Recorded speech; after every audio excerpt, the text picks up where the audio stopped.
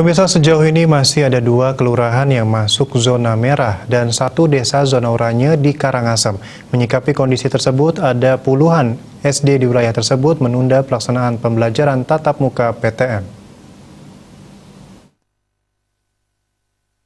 Kepala Bidang Pembinaan SD Dinas Dikpora Karangasem Inyoman Merte mengungkapkan kebijakan baru terkait acuan PTM, yakni berbasis desa dan kelurahan.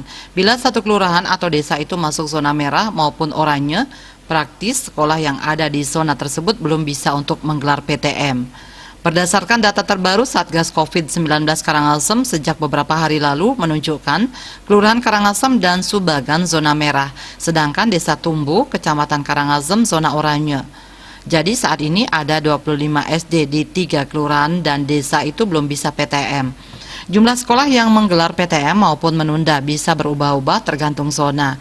Dicontohkan, Kelurahan Padangkerte sebelumnya sempat masuk zona merah, kini sudah zona kuning.